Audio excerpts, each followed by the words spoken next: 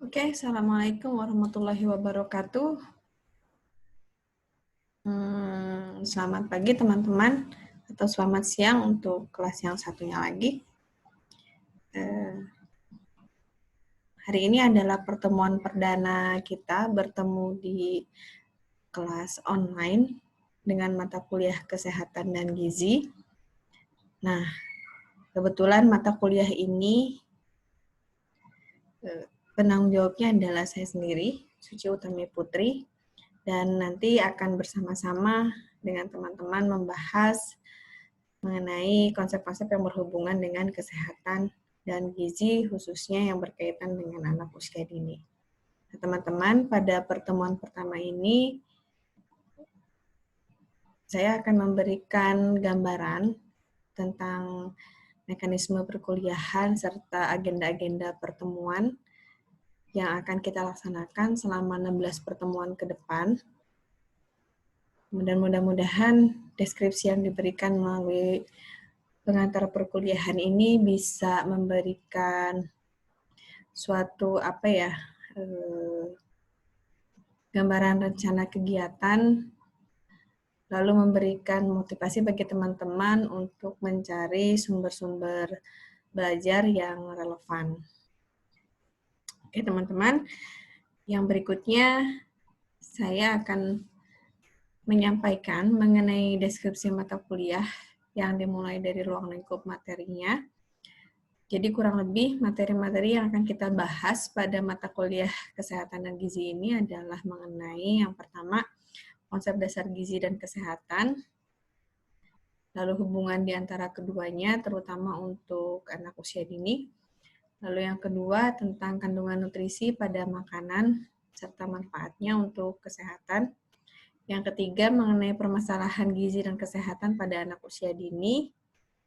Yang keempat, tentang status gizi anak dan upaya-upaya pemeliharaan kesehatan untuk anak usia dini yang bahasannya terintegrasi pada beberapa materi yang sudah disampaikan di atas.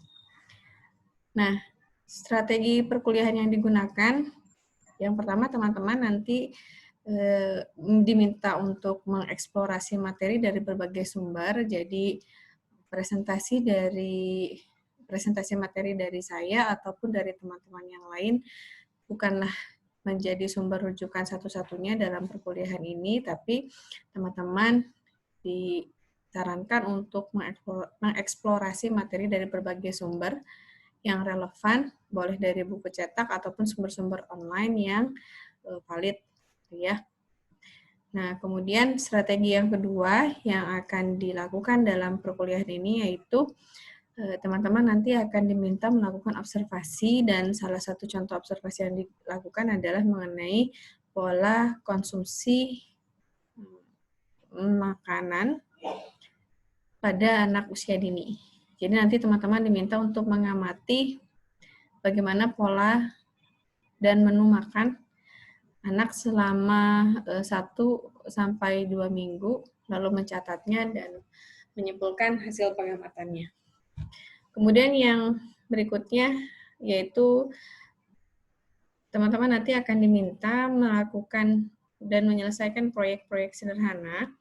Nah, di antaranya itu tentang membuat produk makanan inovatif yang bergizi bagi anak usia dini, di mana inovasi produk makanan ini ditujukan untuk menyelesaikan permasalahan tentang pola makan, ya, terkait dengan menu makan anak usia dini berdasarkan hasil pengamatan yang sudah dilakukan.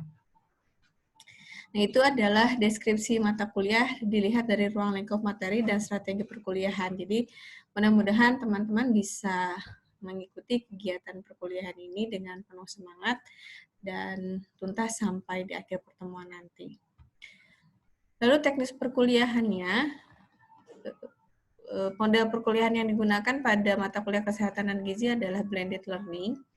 Itu kombinasi antara model sinkronus dan asinkronus. Mungkin teman-teman sudah ada beberapa yang pernah mendengar istilah ini dan ada beberapa yang belum pernah mendengar. Sedikit saya akan jelaskan tentang model sinkronus. Yang sinkronus ini yaitu kegiatan belajar yang seolah-olah tatap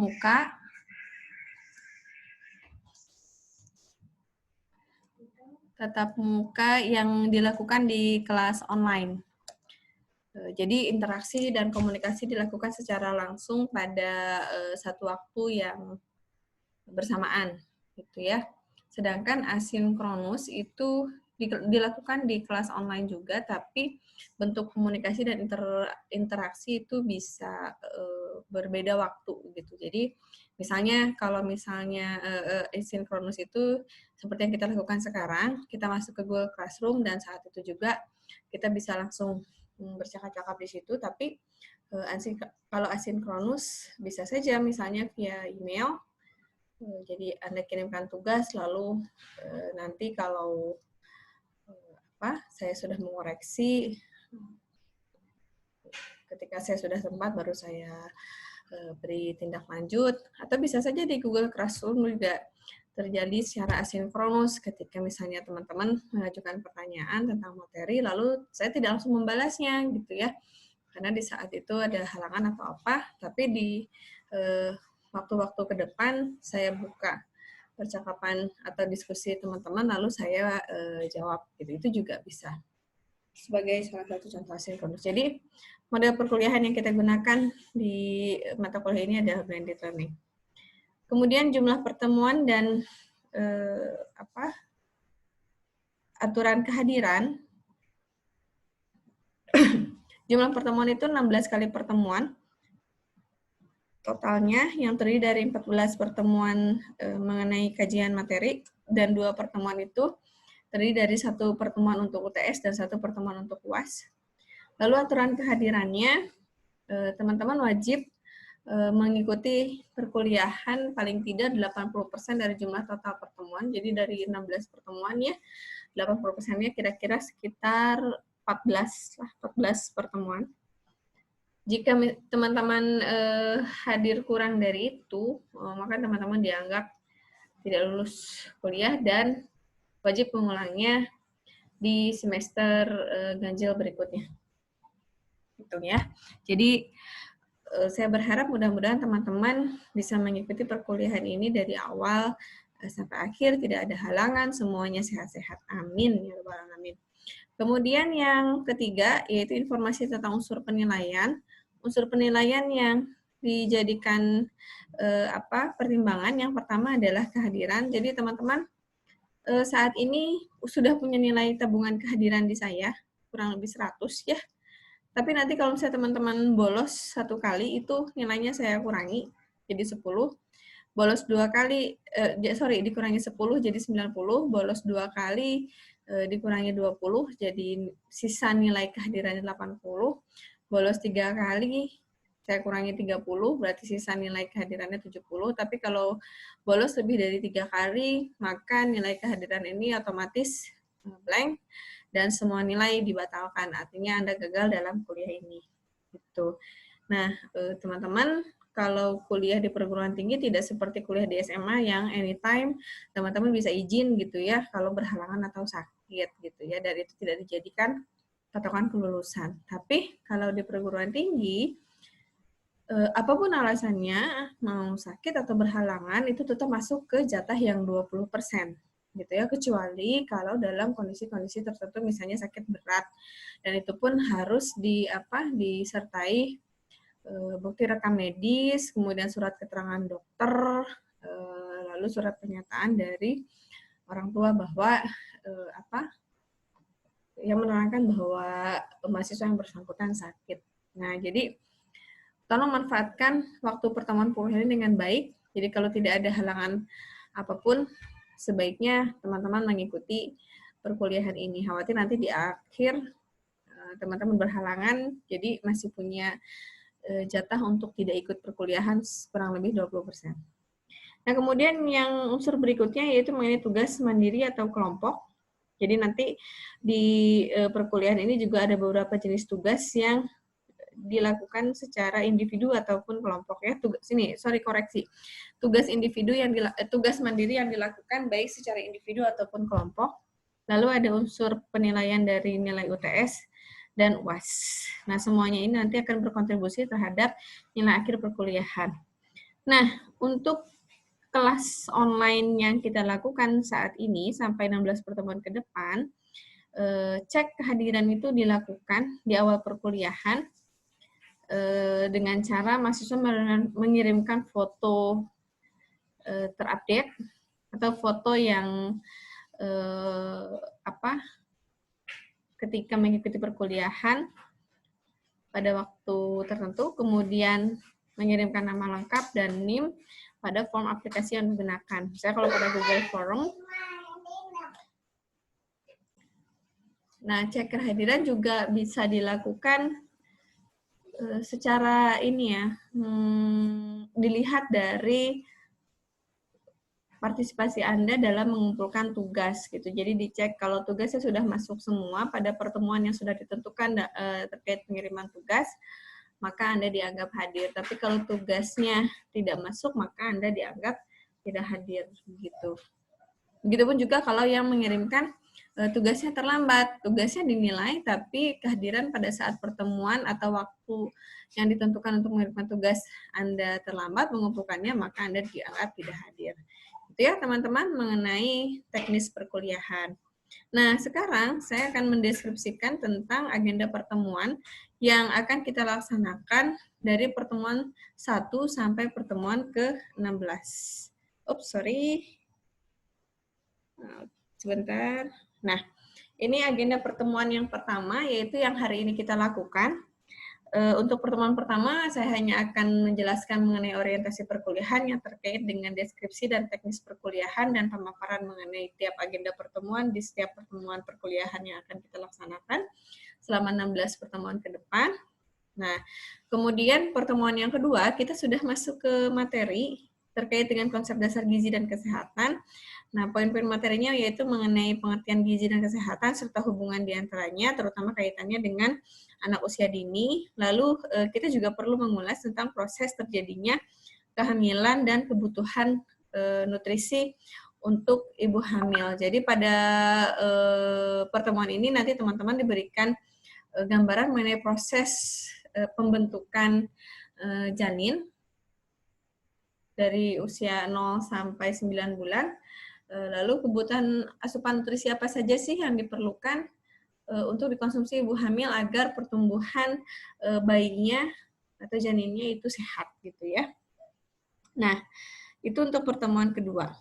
Dan untuk pertemuan ketiga, nah kita sudah masuk ke materi tentang kebutuhan nutrisi anak usia 0 sampai 6 tahun gitu ya.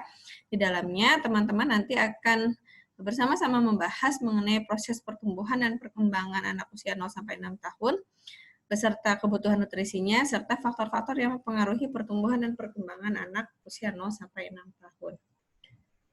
Untuk pertemuan keempat dan kelima, ini dua pertemuan digabung. Nah,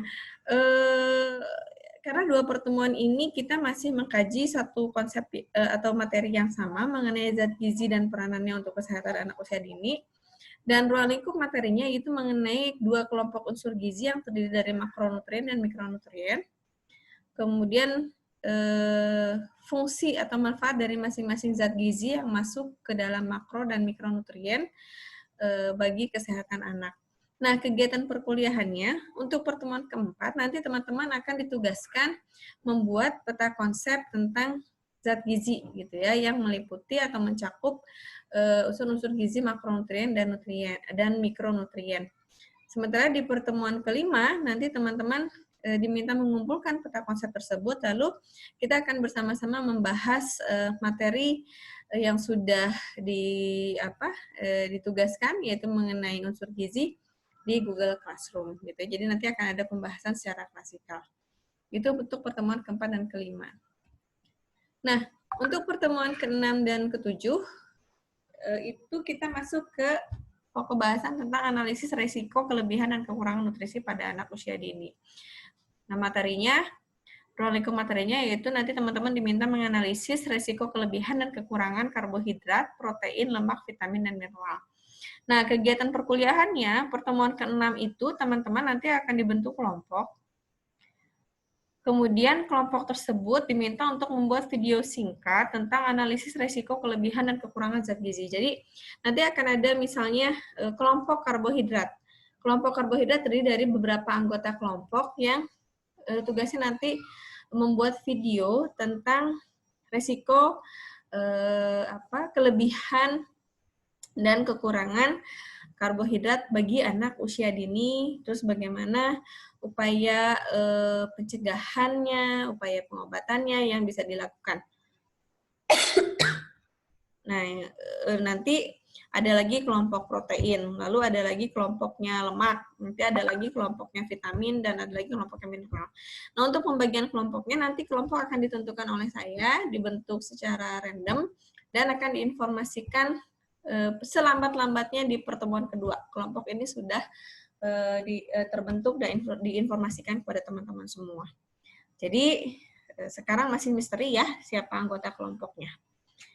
Kemudian yang pertemuan ke-7, nanti setelah teman-teman membuat video singkat itu akan di-share di Google Classroom untuk dipelajari oleh seluruh anggota kelas. Jadi yang nantinya kelompok protein bisa menyimak mengenai karbohidrat, lemak, vitamin, dan mineral karena sudah di-share oleh teman-teman dari kelompok yang berbeda. Gitu. Jadi nanti anytime teman-teman bisa kapan saja buka video ini, lalu pada pertemuan ke-7 ini kita akan melaksanakan diskusi dan tanya jawab terkait analisis kelebihan dan kekurangan unsur-unsur nutrisi yang sudah disimak. Gitu ya. Nah, untuk pertemuan ke-8, kita masuk ke ujian tengah semester. Ruang lingkup materinya yaitu materi-materi yang sudah dibahas mulai dari pertemuan ke-2 sampai pertemuan ke-6. Nah, bentuk soalnya pilihan ganda dan jumlah soalnya kurang lebih 40 sampai 45 gitu ya. Dan di akhir waktu pengujian UTS-nya nanti mahasiswa akan diinformasikan tentang tugas observasi, pola dan menu makanan anak usia dini. Nah, informasi lengkap nanti akan disampaikan di Google Classroom sampai nanti diinformasikan juga mengenai format tabel pengamatannya. Nah, setelah UTS, teman-teman tidak harus menunggu sampai ke pertemuan 9, tapi sehari setelah UTS teman-teman bisa langsung melakukan kegiatan observasi. Khawatir nanti datanya kalau dilakukan mepet-mepet, nanti data pengamatannya menjadi tidak cukup gitu ya. Nah, kemudian pertemuan ke-9 sampai ke-11, jadi ada tiga pertemuan ya, 9, 10, 11, itu kita akan mengkaji tentang prinsip gizi seimbang dan pola konsumsi anak. Ya, jadi ruang lingkup materinya gizi seimbang dan pola konsumsi anak. Lalu rincian kegiatannya, di pertemuan 9, teman-teman nanti akan menyimak video tentang prinsip-prinsip gizi seimbang untuk anak usia dini, gitu ya. Lalu di pertemuan ke-9 ini dosen akan mengingatkan mengenai tugas observasi pola makan dan pola makan dan menu makanan anak usia dini. Nah, jumlah hari pengamatan itu kurang lebih 10 hari. Jadi pilih salah satu anak yang ada di lingkungan rumah teman-teman sendiri. Gitu ya, bisa adik, bisa keponakan, bisa anak tetangga gitu ya, yang terdekat aja. Satu orang aja. Nah, satu orang ini nanti teman-teman akan observasi makan paginya apa, cemilannya apa, makan siangnya apa, makan malamnya apa, jajannya apa. Nah, itu dicatat. Gitu.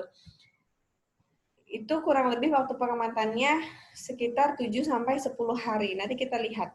Nah, makanya tadi saya bilang setelah UTS sebaiknya teman-teman langsung melakukan observasi. Khawatir nanti hari pengamatannya tidak mencukupi karena bisa saja terjadi hal-hal yang di luar harapan kita. Misalnya anak yang kita amati pergi berlibur keluar kota, misalnya berapa hari kan kita kehilangan data jadinya. Atau anak yang kita amati misalnya sakit gitu ya, sakit ringan 2 atau 3 hari gitu. Jadi kita kehilangan hari pengamatan. Jadi sebaiknya observasi dilakukan segera setelah UTS selesai gitu. Pertemuan 10 masih termasuk ke dalam masa observasi pola konsumsi anak. Jadi pertemuan 10 kita tidak akan ada pertemuan di Google Classroom. Dan pertemuan ke-11 teman-teman akan mengumpulkan laporan observasi di Google Classroom. Nanti akan saya buka ininya form tugasnya. Jadi teman-teman bisa langsung mengumpulkannya di sana. Nah, nanti ini kan tugas individu mengobservasi anak. Nanti setelah masing-masing punya hasil pengamatan, teman-teman diminta berkumpul di dalam kelompoknya. Kelompoknya yang tadi kelompok yang membuat video tentang unsur gizi yang di pertemuan ke berapa ya? Ke-6, ke-7 kalau nggak salah. Nah, teman-teman nanti berdiskusi di sana, lalu menyampaikan, masing-masing menyampaikan hasil pengamatannya, lalu memilih satu hasil pengamatan yang menurut teman-teman sangat urgent untuk diselesaikan. Misalnya ada permasalahan yang sangat serius. Nah, jadi pilih salah satu dari hasil pengamatan anggota kelompok yang sudah dilaporkan. Nah, untuk apa? Permasalahan yang sudah dipilih, misalnya saya sudah pilih nih masalahnya dari yang punyanya si X begitu ya, karena anaknya nggak mau makan nasi tapi dia lebih suka makan mie instan misalnya. Nah itu permasalahan Anda angkat sebagai masalah yang krusial yang harus diselesaikan di kelompok Anda. Apa yang harus dilakukan berikutnya? Nah itu berhubungan dengan agenda pertemuan ke-12 ke-13. Anda diminta untuk membuat suatu produk makanan inovatif yang bisa menyelesaikan masalah yang tadi sudah diputuskan di kelompok gitu. Misalnya kalau tadi masalahnya nih anak nggak pernah makan nasi tapi sering makan mie instan, oke, berarti solusinya Anda membuat produk makanan inovatif mie sayuran, misalnya seperti itu misalnya ya. Nah kemudian teman-teman berdiskusi tuh di kelompoknya tuh mie sayuran yang sebagai produk makanan inovatifnya ini alat dan bahan untuk membuatnya apa saja, proses pengolahannya seperti apa begitu ya, sampai platingnya bagaimana. Nah itu di videokan, nanti videonya diupload di YouTube, link YouTube-nya dilaporkan, nanti akan dinilai gitu. Nah itu dilakukan di pertemuan ke-12 dan pertemuan ke-13. And then, untuk pertemuan 14-15, kita masuk ke penilaian status gizi anak. Nah, di pertemuan ke-14 nanti saya akan menjelaskan mengenai cara menghitung status gizi anak, ya. Kemudian setelah dijelaskan cara menghitungnya, nanti teman-teman ditugaskan untuk mengidentifikasi status gizi anak beberapa anak yang ada di wilayah terdekat tempat tinggal teman-teman sendiri gitu ya. Misalnya kurang lebih ada 10 anak, kemudian teman-teman nanti hitung status gizinya gitu. Ini perlu dikoreksi, studi lapangan ini adalah tugas mandiri yang individu ya, tugas individu ya, bukan tugas kelompok. Tolong koreksi ya, tugas ini adalah tugas individu, bukan tugas kelompok. Gitu. Jadi pertemuan ke-15 itu sudah sudah dilaporkan hasil penghitungan status gizi anak-anak di wilayah terdekat dengan tempat tinggal Anda. Dan di pertemuan ke-16 kita sudah selesai perkuliahannya dan Anda memasuki ujian akhir semester dengan materinya mencakup materi-materi yang dibahas di pertemuan 9 sampai 15 dengan bentuk soal pilihan ganda dengan jumlah soal kurang lebih 40 sampai 45. Nah, itulah teman-teman mengenai deskripsi dan teknis perkuliahan serta agenda pertemuan mulai dari pertemuan ke-1 sampai ke-16. Kalau ada hal-hal yang kurang jelas, teman-teman bisa ajukan pertanyaan di forum percakapan Google Classroom. Jadi kita lanjut di sana setelah ini ya. Sampai ketemu di Google Classroom untuk diskusi dan tanya jawab. Assalamualaikum warahmatullahi wabarakatuh. Terima kasih teman-teman.